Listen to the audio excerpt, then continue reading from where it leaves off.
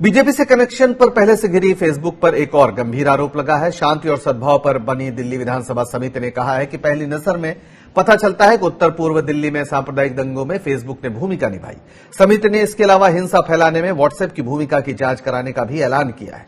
समिति के अध्यक्ष राघव चड्ढा अपने दावे का आधार छत्तीसगढ़ के पत्रकार आवेश तिवारी को मान रहे हैं, जिन्होंने भारत में फेसबुक नीति की प्रमुख आकी दास के खिलाफ एफआईआर दर्ज करवाई। इसके अलावा उन्होंने स्वतंत्र पत्रकार कुणाल पुरोहित और सुभाष गड़के को भी अपने दावे का आधार माना है। हालांकि आरोपों पर फेसबुक ने ईमेल और मैसेज का जवाब नहीं दिया है। राघव चड्ढा ने बताया कि समिति ने सोमवार को फेसबुक के खिलाफ की गई शिकायतों के मसले पर बैठक बुलाई थी। बैठक में समिति के सामने 3 गवाह पेश हुए। इनमें पत्रकार आवेश तिवारी, स्वतंत्र पत्रकार कुणाल पुरोहित, सुभाष गड़के शामिल हैं।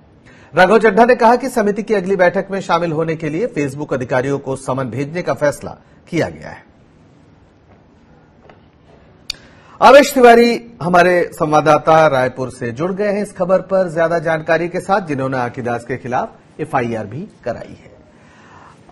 आवेश, आपकी जो कराई एफआईआर है वो अब रंग ला रही है। दिल्ली की जो समिति है विधानसभा की, उसने आपसे जो पूछताछ की उसमें किस तरह के ब्यौरे हैं जो आप बाहर बता सकते हैं, अगर संभव हो तो?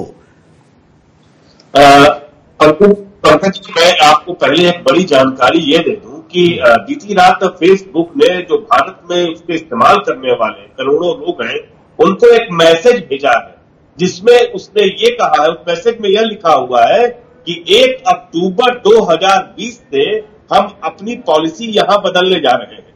मतलब ये है, उन्होंने एक सेक्शन का उदाहरण दिया, सेक्शन 3.2 का, कि अब हम किसी भी कंटेंट को या किसी व्यक्ति की प्रोफाइल को हटा सकते हैं अगर उसको देख करके ये लगता है कि इससे फेसबुक पर कोई लीगल एक्शन हो सकता है या वो कम्युनिटी स्टैंडर्ड के खिलाफ।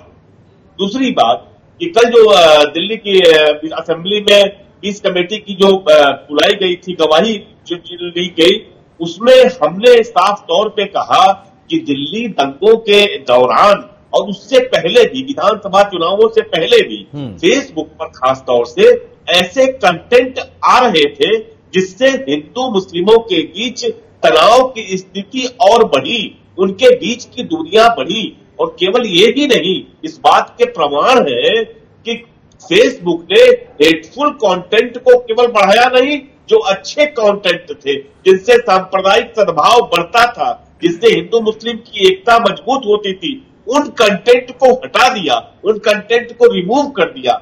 यह एक बड़ा दोष था। हमने कमेटी के सामने उस वक्त के कुछ वीडियोज, कुछ वक्त की कुछ पोस्ट, किस तरह से ऐलान किया गया पोस्ट में कि तमाम 32 मस्जिदों से ऐलान जंग हो गया है, हिंदुओं दिल्ली छोड़ो, इस तरह की फेसबुक पोस्ट डाली गई।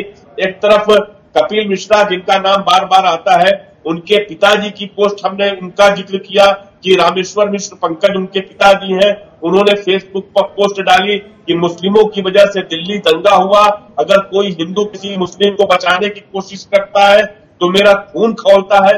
हमने यह भी कमेटी को बताया कि उस दंगों के दौरान करीब 100-150 पेजेज अचानक आ गए थे जो दंगों को प्रमोट कर रहे थे।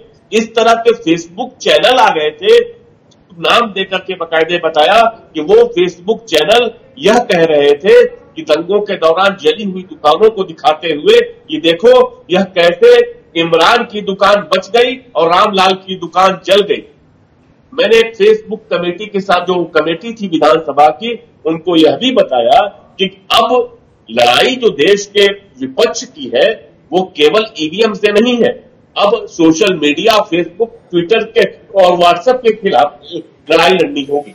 बिल्कुल, एक बड़ी गंभीर टिप्पणी है आपकी, क्योंकि माना गया था कि ये सोशल साइट्स लोकतंत्र को मजबूत करेंगी और आज लोकतंत्र ही नहीं, देश के सामाजिक ताने बाने के लिए भी ये खतरनाक बन गई है। और उसकी वजह यह है कि इनके आर्थिक हित जुड़े हैं उन लोगों से जो देश में दंगा भड़काना चाहते हैं। आपका बहुत बहुत शुक्रिया आवेश, इस सारी बातचीत के